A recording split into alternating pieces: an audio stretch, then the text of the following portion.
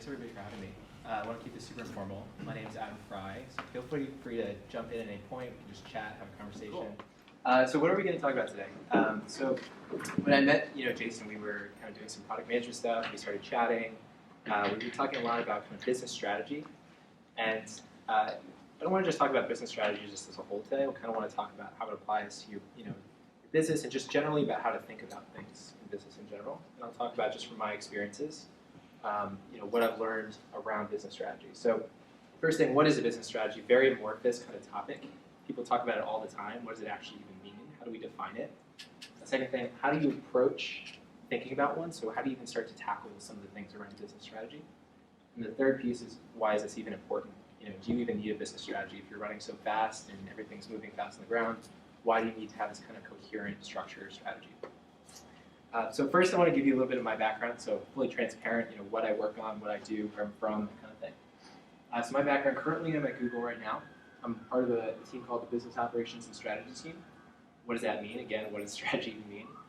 We're a small team, about 50 people, which I guess is kind of actually a large team when I think about it. And we work on projects across the company. So if there's the head of Android, the head of YouTube, the head of search, has a really sticky business problem that they're thinking about and they need some extra hands or 3 or 4 person team to come in for a couple months, we go in and think about that problem for a couple months and help them solve it or unblock them. So it could be a whole range of things. I want to talk a little bit about my experiences. Before that, I was doing the same exact thing, but for mainly government clients and then also aerospace and defense clients in DC. I only bring up my education here because I do have some computer science background. I did some machine learning and artificial intelligence and a little bit of computer networks and algorithms type work. And I was at the ladders for a summer as a software engineer, and my project was machine learning based approaches to automatically quantifying resume quality. So we were trying to figure out how to score resumes using support vector machines, so it's kind of cool. Other experiences, I've worked on political campaigns, the publishing company, and then the sports marketing agency in London, which was kind of cool. So that's my background and that's my experience. So the objective for today, so these are the 3 things I wanted to cover, pretty simple. So I wanted to talk a little bit about what do we mean by business strategy, so what does that even mean, and how can it be helpful for you in just thinking about everyday life and things you come across at work. So I want to change this concept from something that's super amorphous and vague into something that's really concrete and understandable. The second thing I want to talk about is how do you start to approach a business strategy, and then third, what are the potential implications of this. So we'll go through each one kind of one by one. So first, let's start with defining a business strategy. So I don't claim to have a monopoly on this. Obviously, a lot of people think about this very differently. But the way I think about it is 3 pieces to it. So the first is you have a plan that's based on some type of hypothesis that solves some very ambiguous business problem. Now, this may seem super rudimentary and basic, but it's really important to separate out these different components. A lot of people say, I have a strategy. We're going to go talk to this customer, we're going to go sell it to the customer, and we're going to get a contract. Great, well that's the plan, but what is that hypothesis based upon? Or, I really want to move to California because I think it has the best outdoor weather. It's amazing, beautiful city. So my next move is I'm going to move there in 6 months. Okay, but maybe your problem is you're trying to solve for development in your new job, and it's not at all about the weather in the city. So you're building the wrong hypothesis and the wrong plan for a problem that you're not trying to reach. So the really tricky part that a lot of people don't get to here is accurately structuring the business problem. And I think actually a lot of you will hopefully relate to this a lot with kind of the work you do in trying to structure NLP type work. So some of the sample problems that I've worked on over the years that I've looked at that are similar to, this is what this business problem is. Another problem I looked at was aerospace and defense. A company was trying to diversify from they had a really consolidated set of customers that were not always the most predictable set of revenue stream for them. So they were looking at what other industries and commercial industries can we look at to diversify our revenue growth. Another one that I've looked at is you have a mobile application. How do you work with the PM to figure out the right key features and software architecture to best position yourself to enter the Brazilian market, for example? So these are the type of business problems that I've started to look at, and these are just a sample of the types of things that I mean when I talk about business problem. So far, it makes sense? Okay. Cool. So how do we even approach this? So this is just one way to approach it, and I think hopefully this will resonate with you guys. So the first thing is we talk about that problem. And this is the most important piece of the puzzle. And maybe all of you know this, and I don't want to trivialize this, but it's really important to think about and do this right. So if you look at the issues that you have up front, you want to define what your issue tree is. So if you have a problem, you want to structure the problem into its core components. Make sure you have each of the different issues underneath your problem so that you have a very clear set of issues. And the important piece here is that these are exhaustive. So you have a full set of issues, that you're never missing anything. You have the full problem space. And the second thing is that these are as independent as you can make them.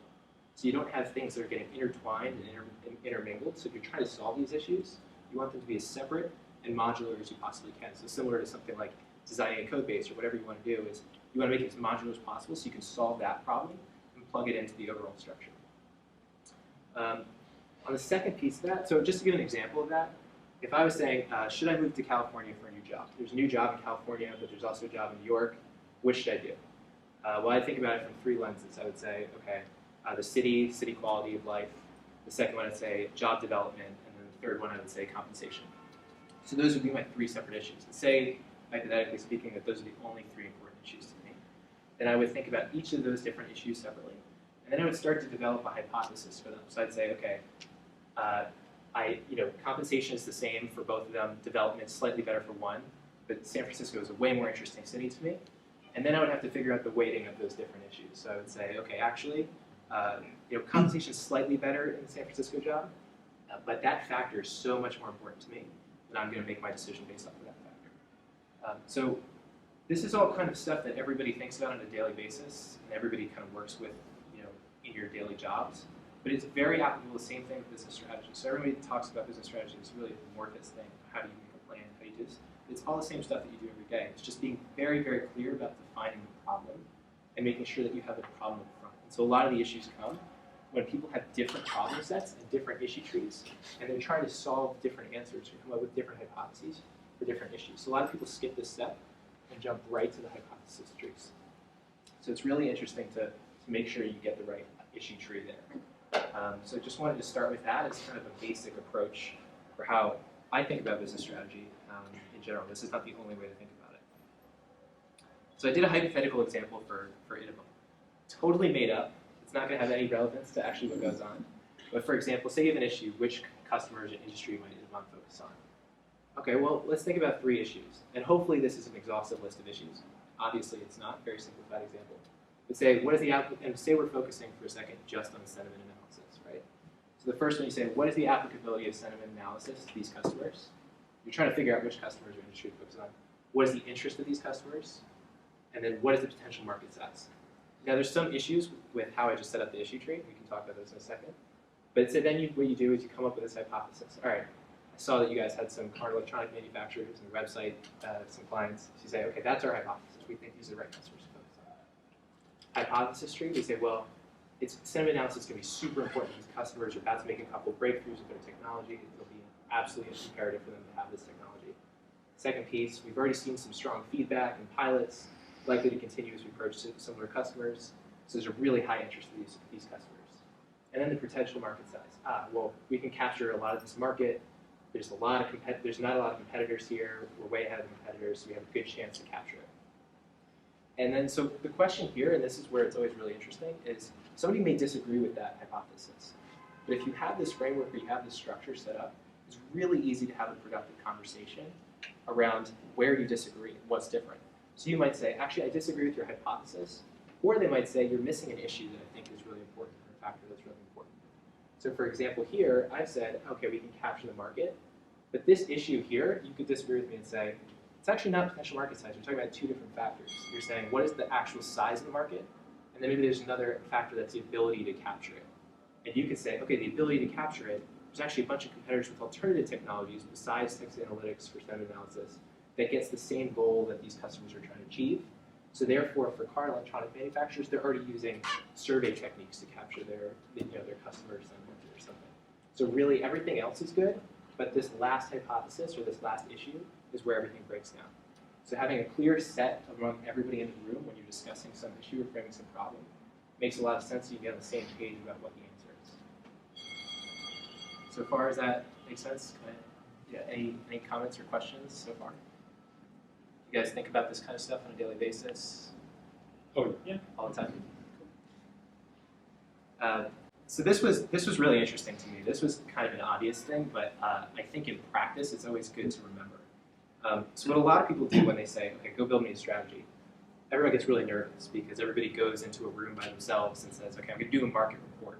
I'm going to go figure out who all the industry competitors are in the car electronic manufacturer industry. I'm going to come back and I'm going to have this great analysis. I'm going to tell you to go after and what to do.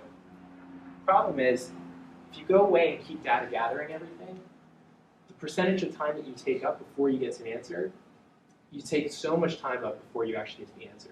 Whereas if you take that hypothesis-driven approach that we were just talking about, and immediately within the first couple days or first day, if you don't have time, you don't have the luxury of time, you want to know what your 60% answer is or your 80% answer is immediately. It's super applicable if you don't have the luxury of time.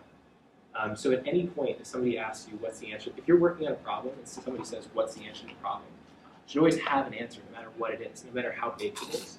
There should always be an answer. You can't say, oh, well, I don't quite know yet.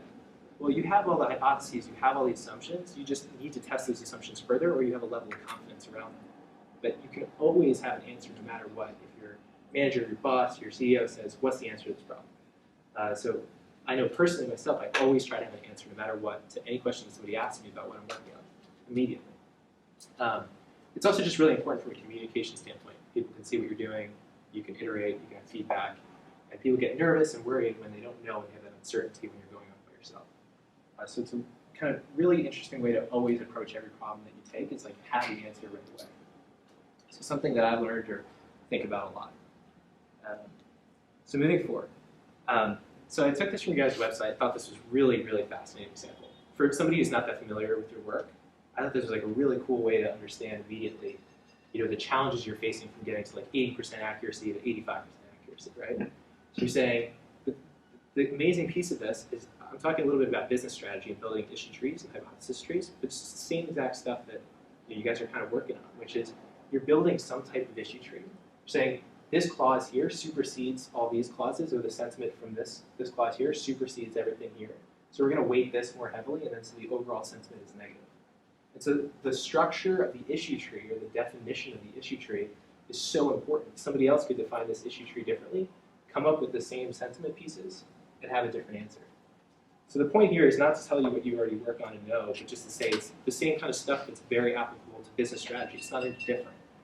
You're just taking a different set of facts and a different set of problems and trying to do the same structure in your head and manually doing the same kind of thing. Now, what's cool about it is, there's a lot of brilliant people out there who are really good at doing this piece here, which is figuring out, is this a positive, is this a negative? But the amazing people that I've met, the clearest thinkers that I've met, are the people who are immediately able to see the branches of this tree. So they say, these are the 4 different branches, and everything else below this, we can figure out, we can get to it. I can find the right people, or we can have the right technical expertise, or I can do it myself because I have a PhD in this area, we can go figure it out. But figuring out the branches, and somebody who immediately figures out those branches, is so valuable in business strategy and any kind of thing. So just something as I was perusing and thinking about Itabon and thinking about business strategy, that really struck a chord with me that it's very similar in some ways to the work. Does that resonate at all, or is that off base, or any kind of comments or feedback there? I mean, this feels pretty analogous to, in general, approaching engineering problems and trying to deliver customers. Yeah, exactly. And so I think people feel like there's this big separation between business and engineering. And kind of the one thing I would say to take away from anything that I'm saying today is it's very similar. You're doing the exact same thing. You're trying to modularize, you're trying to define the issue tree, you're trying to split things out, get everybody on the same page on the problem, and solve it in the best way. But it's all the same stuff. So business is not any different than the engineering component. And often just as challenging in many ways. So I want to talk about the implications of this. And this won't be exact. Don't worry about the text and all that kind of stuff. But once you have the problem and the definition, I just want to talk about why the plan is so important. So say you have a hypothesis, right? Narrow focus. We should focus on one specific use case. Market intelligence products. You're going to target a small group of large customers, specific industry.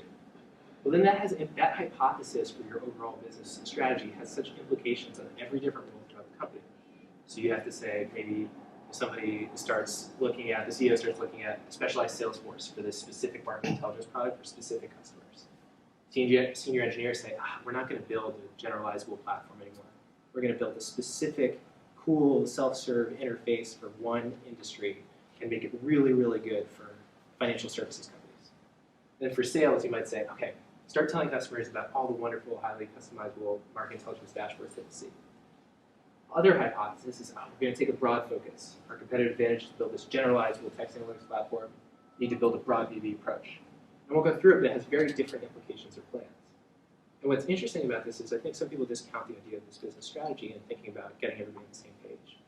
But what I found, and when I've looked at a lot of different companies and products and clients, is that when you get misalignments between folks, so sales starts thinking this, whereas the senior engineers and PMs start thinking this, you start to get communication breakdowns. And the biggest difference is you also get expectation changes.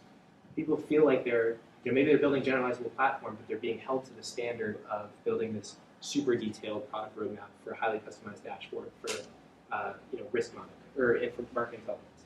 So the misalignment comes in expectations, but also just kind of in the roles and the final thing is this is just a general takeaway for me that I've seen in a lot of cases, is that making some type of decision is often better than making none at all. And the reason is if you don't make a decision, other folks will make the decision for you. So if you think we don't need a strategy, then other people will define that problem set for you. They'll come up with their own hypotheses, and they'll come up with their own plan. So there's nobody has a monopoly on strategy in any company, what you're doing. So as much as you can get everybody on the same page and align on it, it's super important to have everybody have the same expectations because other people will start to come up with them. The second piece that everybody gets really frustrated with, they say, we have incomplete information, I can't make a decision yet. Well, then that should just be built into your model as an uncertainty factor that has some type of cost. So if I say, I want to move to California for this job, the same example I said before, shit, I don't know if California is really that much cooler than New York.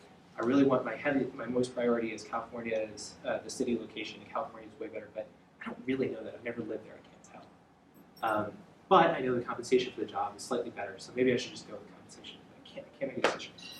So for me, I would say, if I can't come up with an answer on the city, and I don't have enough information, then I have to use the other factors. I have to use the compensation and say, that's the right factor for me, I'm going to decide on compensation. Or I can say, even with the uncertainty factor, I'm so much more excited about California. I don't quite know, so there's a cost there, so it brings down that factor.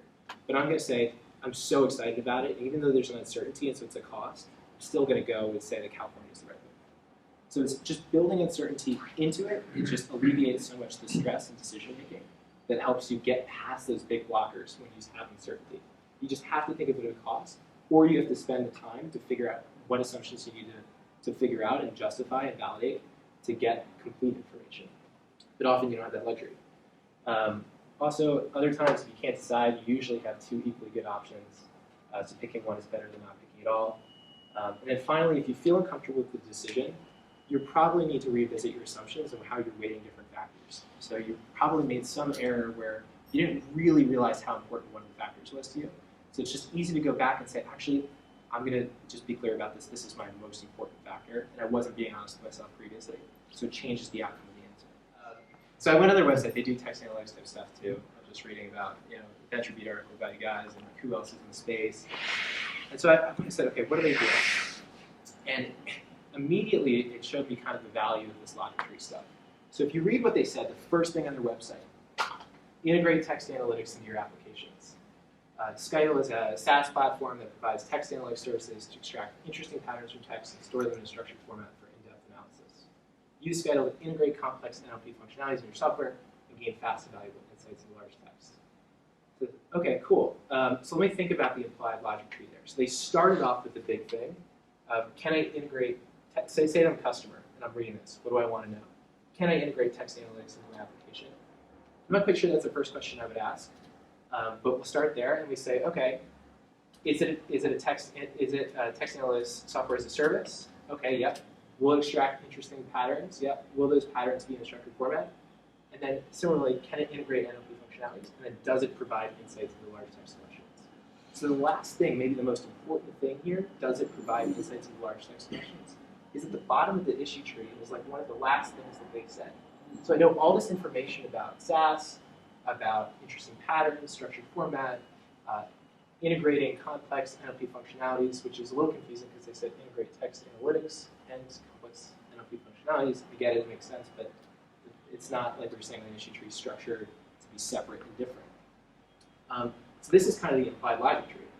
Now, if you switched it around and said, okay, let's rewrite this. Okay, gain fast and valuable insights into your large text collection. So the user says, can I gain fast and valuable insight into text collection? That's the real key. That's the most important point.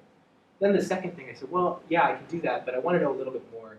Can I extract interesting patterns in a structured way? Because it's really important for me to have the structured patterns, not just the insights. Cool. Then, yes, well, what happens if I can't integrate it in my software, or can I store it in the cloud, and will I store all of the text insights? So this is the kind of the new implied logic tree that you can build off of this page. So the point of this is that business strategy doesn't just fit into these 5-year plans for your company or this or that. It's communications to customers, communications to your own team, to everybody.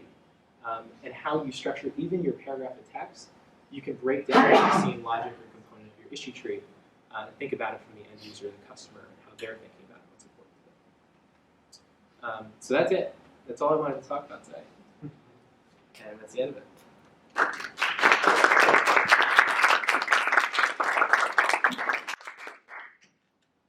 Thoughts, questions?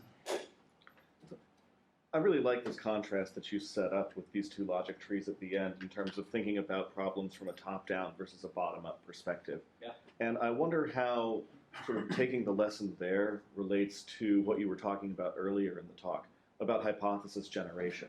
And in particular, the one slide that you had showing the sort of research-based versus the hypothesis, a beautiful slide. I mean, great illustration of the knowing-doing gap there. Yeah. But it seems like you need to have some amount of domain knowledge for hypothesis generation to be effective, right? Because you still need to have some sort of understanding of potentials and needs so that you don't spend too much time exploring completely untenable ideas in a limited amount of time. So I completely agree. The way I would redraw this slide, if I were doing it based on kind of how you're thinking about it, is you would have something like here, and it would go zigzag and then go across and up. Yeah, there's some threshold amount of research that you need, right? Yeah. I always push my teams when I'm with them is we need this kind of like 24-hour period just to be able to structure. Because what you do is it's just like if you're building a decision tree, you want to be able to have those branches be right, and you don't want to get stuck in the wrong branches. Right. And so you need to have a little bit of foresight there to make sure that you're approaching it at least in the right way. Yeah. Otherwise, you might as well ask me how to make money off of nanosatellites, right? Yeah. I'm sure you. It's all the same. Make them out of cocaine. Could you talk a little bit about the data gathering approach and what that usually looks like and what some of the pitfalls? Yeah, I think so. It's interesting that I would say the first thing is really it's more about the problem. So the data gathering is super important, so I can talk about that. But the thing you spend the most time on is just defining the problem up front. So what are the different components and pieces of the problem? And then you think about the data gathering kind of after that. You say, okay, what do I need to test and what assumptions do I need to test? And you only data gather if it's trying to counter one of the things you're trying to test or not. Otherwise, you shouldn't do it. If you do get to that point where you are doing data gathering, same thing, talk to domain experts, do research. But I think the point is that anybody can kind of go out and just do random research, but be able to structure it so that you're getting the right research to test or validate a hypothesis that is the tricky part. And that's what makes somebody good at doing business strategy versus not. Everybody can kind of go on the web and do research and do that kind of stuff. So that's the tricky part. But I think also part of it is defining that problem when you're going out and talking to an engineering team or product team. Often they're living it and they have all these different challenges. They haven't thought about how to structure all of them so that you make sure that they're all separate and they're actually super important and the right things to focus on. So that's the toughest challenge of this process. I'd say much less the data gathering is you can find people who have the knowledge. And testing the kind of coverage of those hypotheses, are there techniques that you've found that are And by coverage, like just knowing that you've kind of exhaustively identified all of the different branches that you can be thinking about. Yeah, and so I think it becomes a prioritization effort. So it's all about cost and time. And in some cases you have no time. Sometimes you have time as a luxury. So you prioritize the issues which you think will most directly affect the big answer at the top. And somehow you do that ranking and prioritization of those factors, and you go one by one and say, these 5 factors are so critical to determining the outcome or flipping the bit on the overall strategy, those are the ones we're going to look at. And maybe we only have 2 days, and so we can only look at the first 2. The other ones we're going to have to feel confident on. Another way to prioritize it is not which flips the bit, but which you're least confident about and which you're most confident about. So it's probably a combination of those 2 things. So if you're not very confident about a very important factor, that's the one you focus on for the benefit. Yeah. I'm going to apologize in advance for a sort of complicated question. Please. But I don't know if I'll be able to answer. You talked about, I really like your hypothesis trees. And I think, if you look at that time graph that you're looking at, your hypothesis tree is going to get better and better over time. So I'm kind of curious about how you think about when to update your hypotheses, because of course spending an extra day will give you and even waiting a day to see how your hypothesis is going gives you more information with which you can update these things that you've created. Yes, yeah. But updating these things that you created has a cost. You have to announce it, you have to instantiate it into understandable pieces. I think that slip that you talk about, where people have different expectations, kind of comes from the difference between the strategy that you have explicitly instantiated and people's perceptions of where it's moving, how this has changed over time, yes. Right? But you need to know when to update this, and then you also need to know when do you look back at these hypotheses and try to understand oh, here's what I predicted and here's what actually happened. This is interesting after a month. It's interesting after 6 months. It's interesting to compare this to this. There are so many points along the scale that I think that this is somewhat where people get lost. It's it's once you instantiate things, it feels so permanent. Whereas there are all these different kinds of points to compare. Totally agree. I mean, I think you kind of answered it. You're thinking about it the same way that I would think about it, which is at some point you have to keep revisiting these things and keep updating your trees and thinking about this stuff.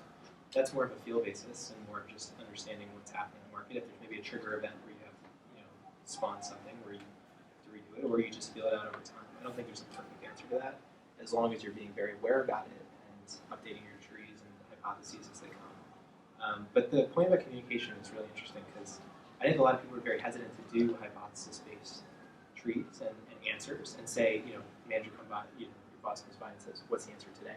You don't want to say, because you don't want to orient or anchor people on that. So communication is a huge element of this, which is really just a practical, pragmatic, cost to coming up with a hypothesis in some way. So that communication aspect is really, really tricky. I would say the biggest thing is just being very open and communicative about this as a living thing and not a set in stone. There's strategies, people think about them, it's this is the plan and it will stay that way forever. And it's just being very upfront and open that this is a constantly evolving thing, and having regular discussions about when major things shift is super important.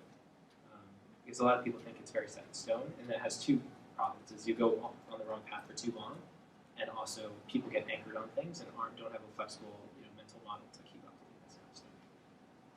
Well, and I think that's sort of the rub right there is, are you working in an environment where people do get anchored, in which case you want to keep your inchoate ideas unexpressed so that people don't prematurely anchor, or are you working in an environment where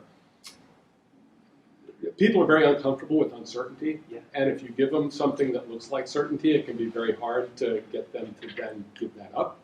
When you have more information that says, oh, that earlier information that let me have the answer, because I'll always give you an answer. Now we learned something new, and that's clearly wrong. Right. I think the best way to, there's no perfect way to handle that, that's just human nature. But the best way to handle it, I think, is being very explicit what the uncertainties are. Mm-hmm. I think people are also very uncomfortable to say, I don't quite know.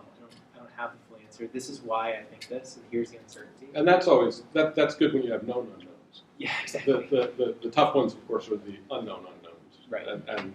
But then you're just lost. Yeah.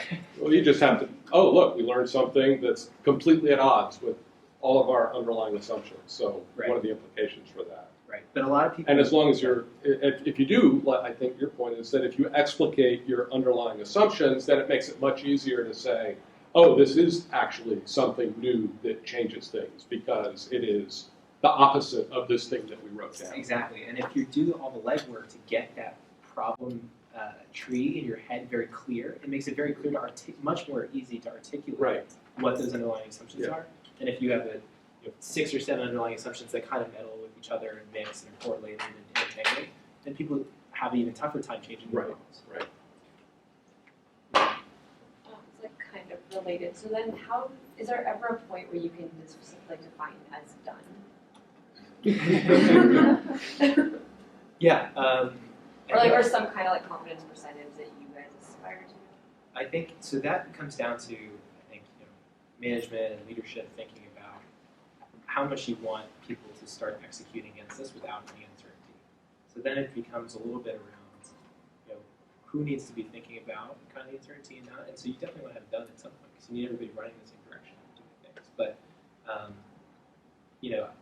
I guess that's how I would answer it. It's like some people need to think about it as done, and maybe others don't need to think about it as done. So I have a question that might actually relate back more to your Deloitte experience. Yeah. But so working with clients and dealing with strategy, what have you seen are the biggest obstacles that companies face once they've decided on a strategy, and they actually go back to the business and try to implement that strategy? A lot of obstacles. If there weren't any, that would be the most amazing project ever. The biggest obstacles.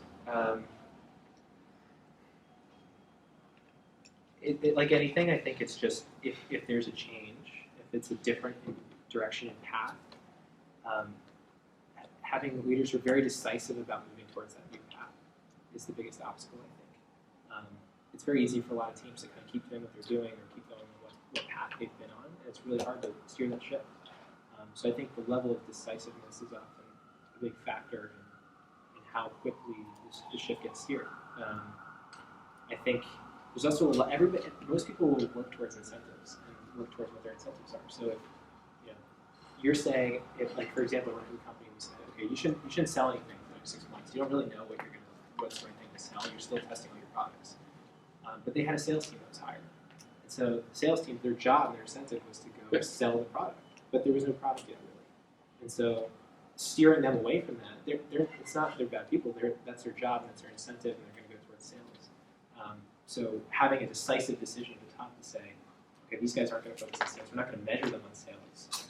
They're great employees. then that's what changes. So it's really the incentives and the decisiveness at the top. Those are the obstacles because I think there's a lot of inertia and it's hard to make those decisions. This is more of a, so how do you, in your experience, what's the best way to facilitate all this? Like tooling, like number of meetings, I guess there's also like, does this, obviously, as you add more people, communication overhead, like there's like a third dimension that kind of crops up. Yeah, communication is super important. I think part of it is, I don't want to stress it as it's like this exercise. So, Sure. I've been in situations where we've had a long table like this, so you have a whiteboard, and you have 10 people around, and you're trying to define all the issues. It's tough. I think a lot of the time it just happens organically, but I think the challenge is being tough on yourself to write it down, and it's easy to say, yeah, we kind of know, but it's just being like looking in the mirror and reflecting and writing it down. But I think a lot of these things happen organically. Like I'm sure everybody kind of has in their mind mission tree and all that kind of stuff. So you don't have to have this explicit session where it comes out at the end of the day. So I think the best way to facilitate it is more just challenge yourself to say, I'm going to go write down the answer for an hour. And you'll be surprised that sometimes it's hard, sometimes it's easy, and sometimes it'll come out differently than you think. Yeah, related to that is how much of these activities are just sort of, either you or your team coming up with the idea, and is it a matter of like tossing it over? Kind of tossing it over to your client, or how much of it is collaborative? Like, what is that process like? I think it's also kind of in the consulting or client space. Depends on the client. Some are more equipped to do that kind of thinking than others. So if they are, then it's more collaborative. In any type of advisory role, you're supporting, and so the way that you frame everything is trying to help you think through it. But I think there is a little bit of you need to go do it kind of yourself and come up with a proposal. I think the toughest thing is for somebody to put something. The cool thing about hypothesis stuff is it's just putting something on paper for everybody to react to. It doesn't really matter who creates the first one. Like you can go away in a room and write it, but then everybody will read it and react to something, and so you have an answer to react to that can shape, that can move and be malleable. So again, it's you don't never want to go off by yourself and then come up with the answer and do that kind of bottom curve. You want to put it out there and let it be organic. RFCs, guys. So one of the things I like that you pointed out was if you have your list of kind of requirements, goals, whatever, and you've weighted them, then oh look, here's solution A and solution B, and either they look the same or it says A, but it's just in my gut or everybody's gut. It's like A, really? Suggests that there's like a hidden one, that the weights are wrong, or that you haven't expressed all of them. There's something new that you need to add to the list that probably is highly ranked. It actually distinguishes them. I'm wondering about, so Horst Van Riddle over at Berkeley had the idea of wicked problems, right? So simple problems you just need to execute on. Complex problems you need to figure out how to decompose them into simple problems. And then there are these wicked problems where you will not agree, right? So the classic example is the highway through a neighborhood. Guess what? You can give a list of everything everyone wants to optimize, and the traffic planners just don't agree with the citizens of that neighborhood. They just absolutely will not. I want a highway, and I do not want a highway through my neighborhood, right? And so I'm curious about how often you find these sorts of wicked problems coming up, and whether you think really communication is the right way to get through that, or you just have to make some people tell me about that. Yeah. So the way that I think about that is, so if you extract yourself up a layer, so if you say I'm the portfolio manager of the people, of the traffic managers and of the townspeople, then you're weighting their interests, and so then I'm going to make the decision between how I'm maximizing for both groups or the overall portfolio. And so then it becomes. So I still think it. I don't know the research on wicked problems, so maybe I'm thinking that wrong, but ultimately I think in some way that you can boil it down into a simple problem for the individuals as a collective, but for the individuals it may not be a simple problem. Then it just comes down to communication. So you will, at some point, not everybody's going to be happy with some, like I was saying in the sales example, sales may no longer be able to do sales or what have you. So some people are not going to always be happy with the decision. But I think that becomes another factor. So like if you have two equally good options, I've seen this actually happen now that I think about it. If you have two equally good options, but you have different people or clients or stakeholders who are really invested and will be really pissed off and their morale will sink, then maybe that's a factor. You need your team to execute, and if you have two equally good options, maybe even think one of the options is a little bit better. But you want to optimize for that team to work out. Then it's just another type of factor or cost to consider. So it's just another trade-off to incorporate. That's how I think about it. Cool. I'll take up a ton of your time, guys. Already. Thank you. Thank you.